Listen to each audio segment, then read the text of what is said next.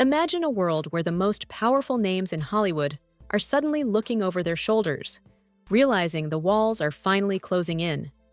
For decades, the industry's darkest secrets have been buried under layers of NDAs, high-priced lawyers, and the deafening silence of a complicit media. But that silence has just been shattered. In an alliance that absolutely no one saw coming, they can control Jay-Z and Beyonce, But not you, man. but they can't control me. You No, see, it you. ain't no name I won't name. It's Joe Rogan and Katt Williams have officially teamed up to tear the veil off the entertainment industry's most sinister shadows. We're not just talking about celebrity gossip anymore. We're talking about a full-scale exposure of the Epstein files, secret recruitment pipelines, and the names you thought were forever untouchable. From the corridors of Silicon Valley to the inner circles of music royalty like Jay-Z and Beyonce, the storm has arrived. Rogan has the research, the data, and the platform. Katt has the insider knowledge and a total lack of fear. Together, they are naming names and connecting the dots of a blackmail operation. He was the guy who told me about Epstein's Island more than a decade ago, and I thought it was the craziest thing I'd ever heard. I was like, what are you saying? There's an island, like it sounds like a plot in a movie. There's an island where they fly famous, rich scientists and politicians, and they compromise them with underage girls and get it on film so they could use it against them. I'm like, what? That sounds like lizard people. That goes deeper than the deepest rabbit hole. The industry-wide conspiracy is unraveling in real time. This isn't just a conversation, it's a declaration of war against the elite. Buckle up because the list is out, and the truth is about to get very dark. This is the first major segment of the script. It is designed to be read as a continuous, high-energy narrative for a voiceover, focusing on the alliance between Rogan and Williams and the chilling details of the recruitment pipeline. The landscape of Hollywood has always been built on a foundation of carefully crafted illusions. But right now, those illusions are being incinerated. For years, the public has been fed a steady diet of blockbuster movies and chart-topping hits, while underneath the surface, a much more sinister currency was being traded. We're talking about the currency of control, blackmail, and silence. This isn't just a collection of rumors anymore.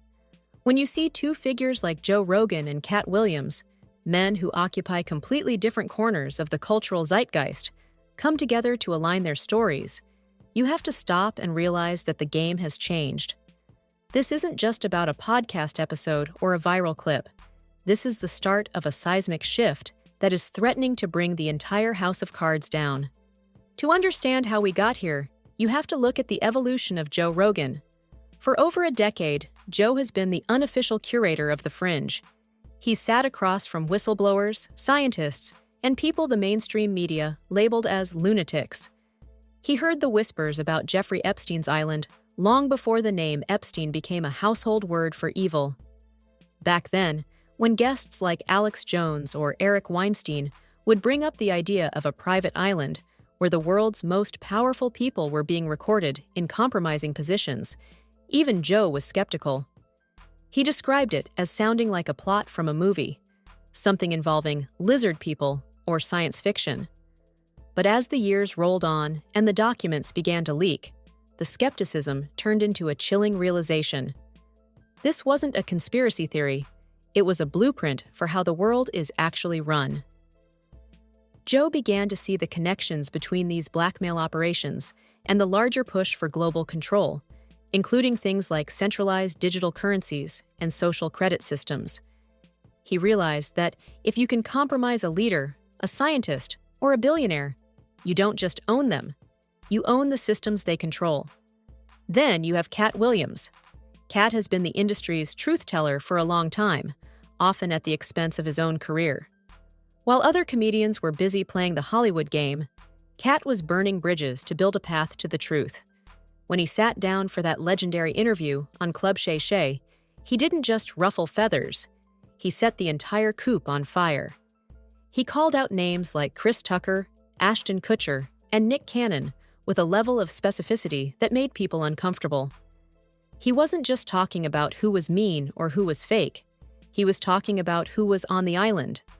People wanted to dismiss him, to say he was bitter or out of his mind, but Katt remained steadfast. He knew that the only way to beat a system built on secrets is to stop keeping them. When Joe Rogan and Katt Williams finally linked up behind the scenes, it was like two halves of a terrifying puzzle finally clicking into place. Joe brought the research, the verified timelines from the unsealed Epstein files, and the technical understanding of how these elite networks operate. Katt brought the boots-on-the-ground reality, the stories from the parties, the eyewitness accounts of who was where, and the intimate knowledge of how celebrities are actually recruited into these circles. They aren't just throwing darts at a board. They are building a case against an industry-wide recruitment pipeline that has been operating in plain sight for decades. This brings us to the most disturbing part of their exposure, the mechanism of the trap. According to the evidence Joe and Katt are presenting, Epstein's operation wasn't just a standalone island for the depraved. It was a sophisticated honeypot designed to compromise the next generation of influence. And to get to the young, naive stars of tomorrow, the operation needed the veterans of today. This is where the names of Jay-Z and Beyoncé enter the conversation, and it's why the industry is currently in a state of absolute panic. For years, Jay-Z and Beyoncé have been held up as the gold standard of success and black excellence. They are the untouchables. But Rogan and Williams are peeling back that gold leaf to reveal something much darker. They are pointing to the fact that Jay-Z's name appears in connection to some of the most notorious figures in the industry, including Harvey Weinstein. There are reports of victims waking up in rooms where Jay-Z was present as far back as 1996. While the world was dancing to the music, Joe and Katt are asking us to look at the footage. Look at the comfort level Jay-Z showed around Weinstein. Look at the connections to Diddy's infamous parties. They are suggesting that these icons weren't just participants, they were the vouchers. Think about how recruitment works in any high-level organization. You don't just walk up to a young, talented artist and tell them you're taking them to a den of iniquity. You invite them to a party hosted by their idols. If a young rapper gets an invitation from Jay-Z, or a young singer is told she's going to an intimate gathering where Beyoncé will be present, the guard goes down. These names carry a level of prestige and perceived safety that is more valuable than any security detail. As Joe Rogan explained on his podcast, it's about the endorsement. If a sitting president or a global superstar is at the event, the young artist assumes it must be a secure, legitimate environment. They feel honored to be there, unaware that they are being funneled into a system designed to strip them of their agency and use them as pawns for the elite. Katt Williams has been particularly vocal about this vouching system. He's pointed out that the celebrities who are most celebrated by the industry are often the ones who have done the most to facilitate its dark side.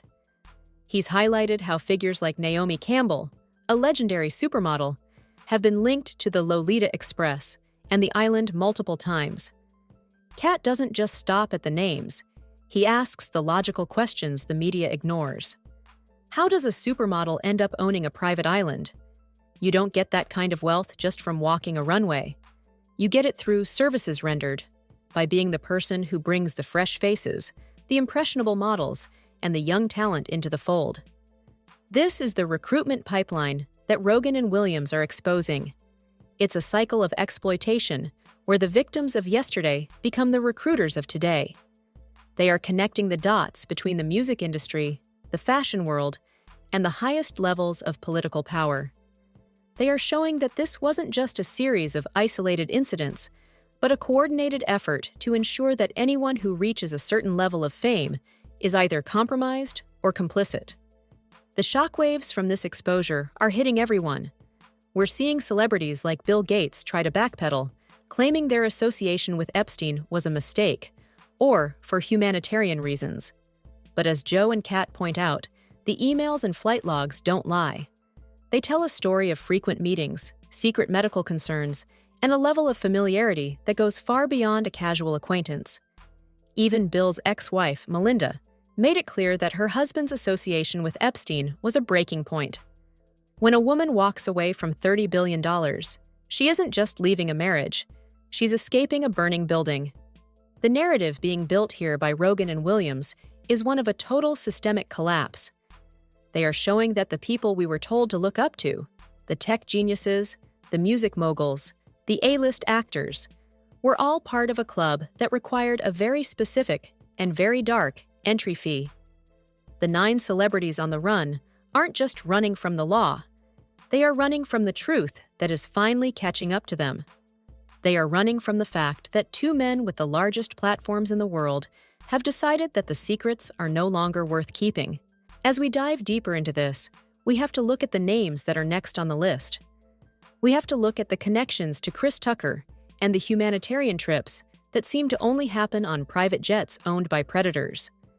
We have to look at the tech elite like Elon Musk and the questions surrounding his own curiosity about these wild parties. Joe and Katt are making it clear, the era of protected status is over.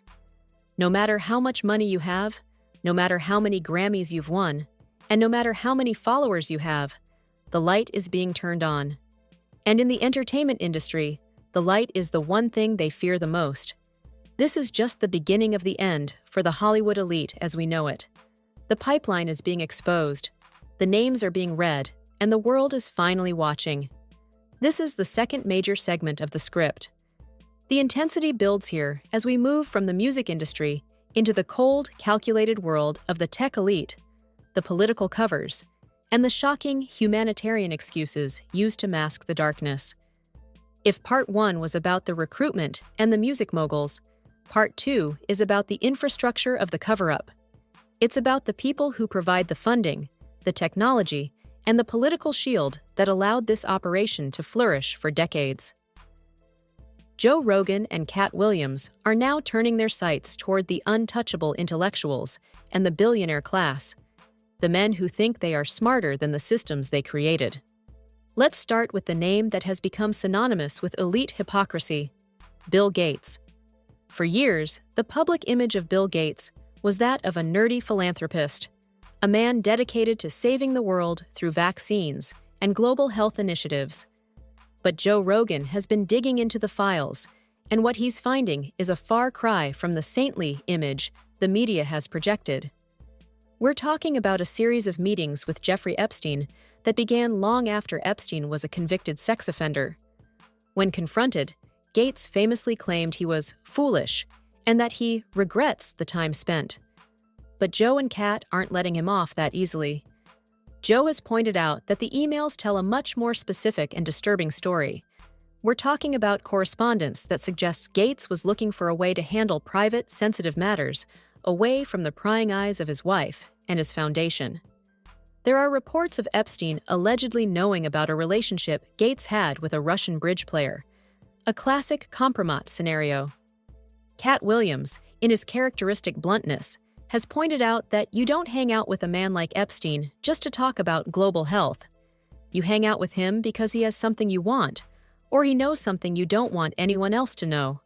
Melinda Gates didn't just leave her husband over a difference in opinion. She left because she saw the darkness firsthand. She warned him, she saw him ignore those warnings, and she realized that the man the world saw was not the man she was married to. But the tech involvement doesn't stop at Gates. Joe Rogan has been vocal about the role of Silicon Valley in maintaining these power structures. He's brought up the name of Elon Musk, pointing to the latest unsealed documents that mention Elon in connection to emails from 2012 and 2013. These weren't just business emails. They were discussions about the wildest parties on Epstein's island. While Elon has adamantly denied ever attending or even knowing Epstein well, the presence of his name in the files creates a shadow that he hasn't been able to shake. Katt Williams argues that in the world of the ultra-rich, there are no accidents. You don't end up in those files unless you're part of the conversation. Whether it's through curiosity or complicity, the tech elite were orbiting the same dark star as the Hollywood stars. Then there is the humanitarian cover. This is perhaps the most cynical part of the entire operation, and it's something Joe and Katt have dismantled with surgical precision. They are focusing heavily on Chris Tucker. For years, Chris Tucker has been the lovable, high-pitched comedic genius we all grew up with. But the Chris Tucker that appears in the flight logs is a different man. In 2002, he flew on the Lolita Express to Africa alongside Bill Clinton and Kevin Spacey. The official story? It was a humanitarian trip to raise awareness for the AIDS crisis. Katt Williams was the first to call BS on this. He's famously stated that the Chris Tucker we have now is Epstein Island Chris Tucker. He's pointing to the fact that after those trips, Tucker's career and personality seemed to shift. When you see the footage of Tucker being asked about Epstein, the stuttering, the sweating, and the visible fear in his eyes tell a story that his publicists can't erase. Joe Rogan has questioned why a humanitarian trip would require a private jet owned by a man with no history of philanthropy, but a massive history of exploitation. Why were they flying with Kevin Spacey, a man who has since been hit with his own mountain of allegations? The humanitarian label was the perfect camouflage. It allowed these men to travel to foreign lands, often targeting vulnerable populations, under the guise of doing good, all while being serviced by a billionaire's private trafficking network. This leads us to the even more disturbing connections involving the British royal family. Joe Rogan has frequently discussed how Epstein wasn't just a socialite, he was an asset. He didn't just happen to meet Prince Andrew, he was placed in that circle. Joe and Katt are asking the question the mainstream media is too afraid to touch. Who placed him there? You don't get into the inner sanctum of the House of Windsor unless you are being backed by some of the most powerful intelligence agencies on the planet. Whether it was the CIA, Mossad, or a combination of both, Epstein was a tool used to compromise the highest levels of global leadership. Prince Andrew's disastrous interview, where he claimed he couldn't sweat and that he was at a Pizza Express in Woking, became a global laughingstock. But Joe Rogan sees it as something much more sinister.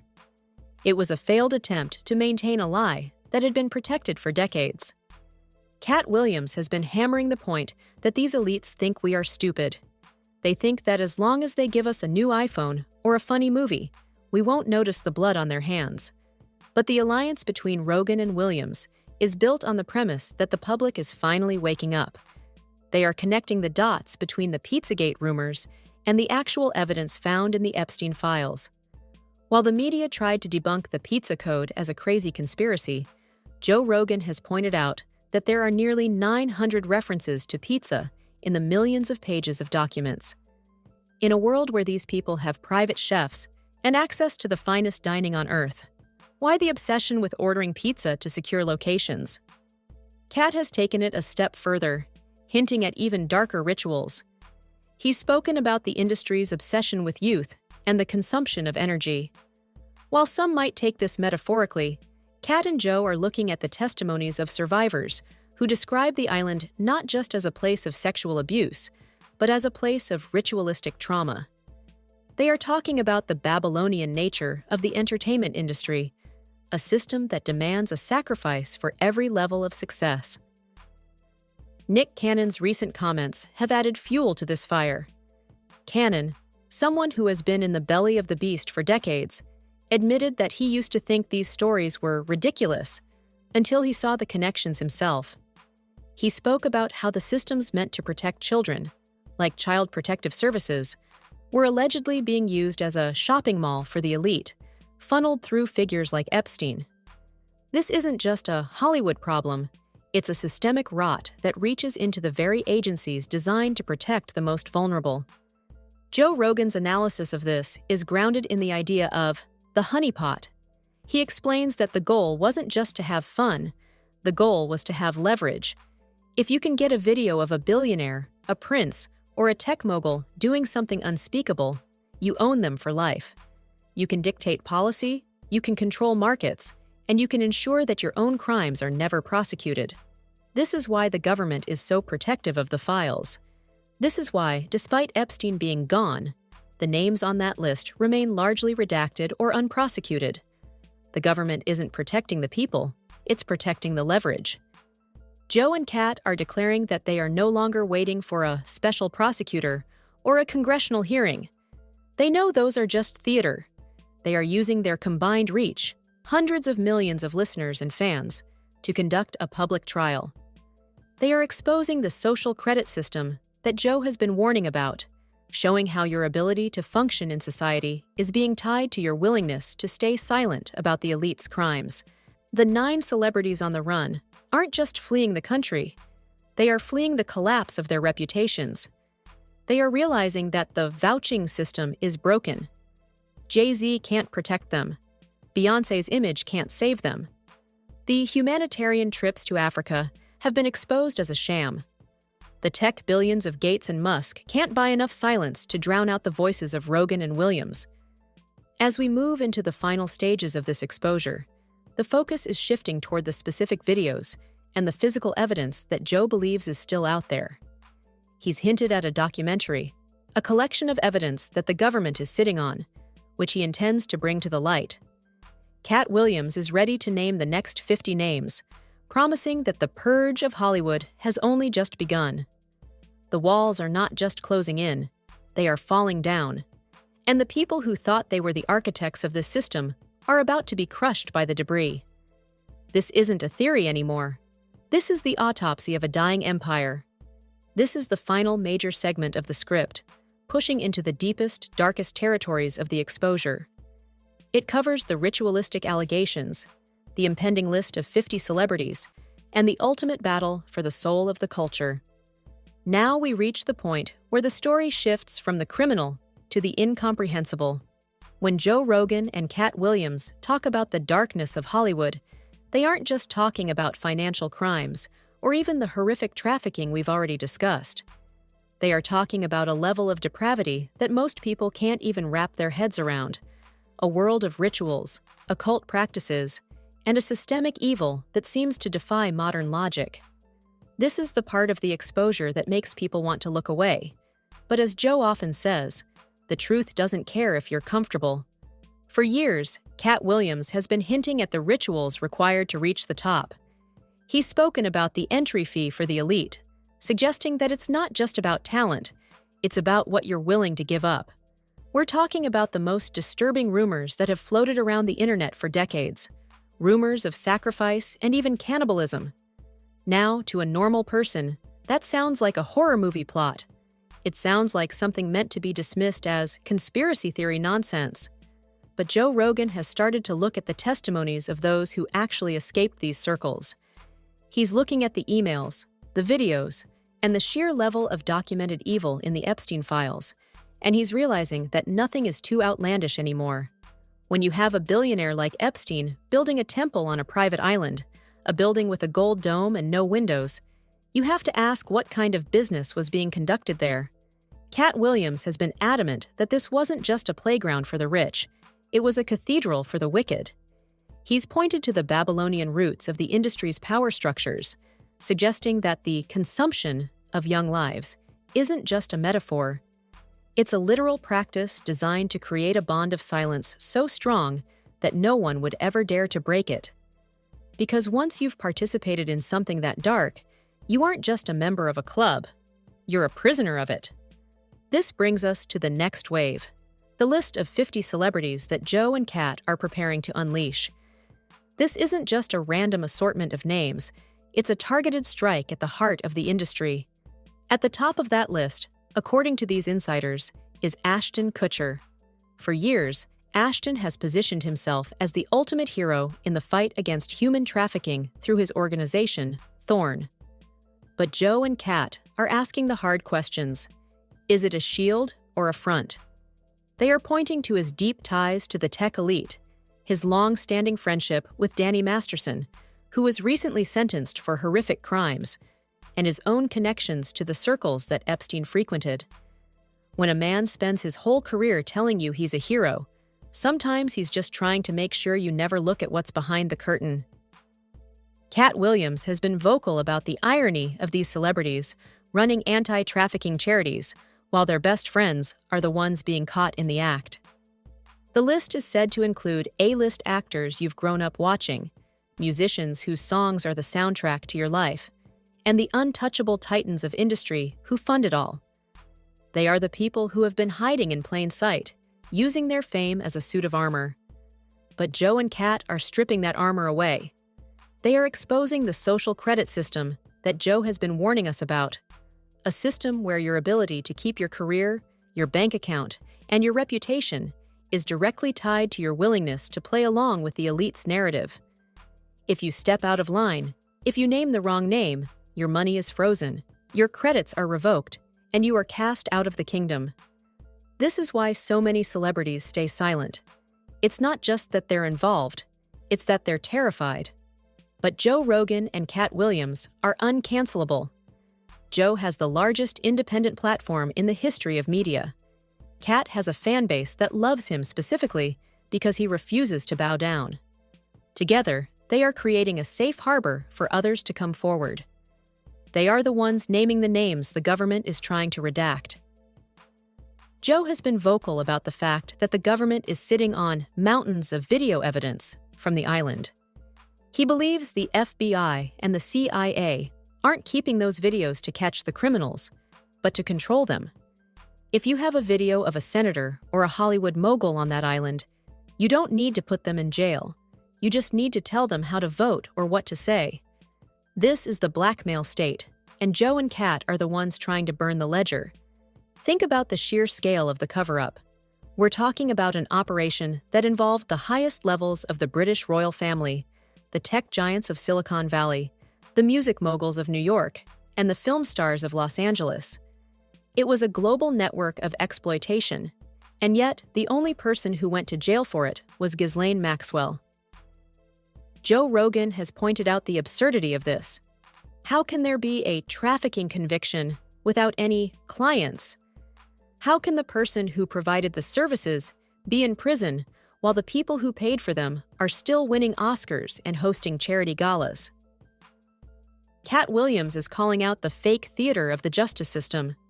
He's reminding the audience that the Chris Tuckers and the Naomi Campbells of the world are still being celebrated as if their names aren't all over those flight logs. He's pointing out the vouching system where Jay-Z and Beyoncé continue to act as the gatekeepers of culture, knowing full well the secrets that are buried under the floorboards of the industry. The 9 celebrities on the run are just the tip of the iceberg. As the information continues to leak, as the pizza codes are deciphered, and as the survivors' voices get louder, the entire foundation of Hollywood is beginning to crumble. The war that Joe and Katt have declared is a war for the truth. Joe has hinted at a documentary that will lay out the timelines, the emails, and the eyewitness accounts in a way that the mainstream media simply cannot ignore. He's preparing to bypass the gatekeepers entirely and go straight to the people.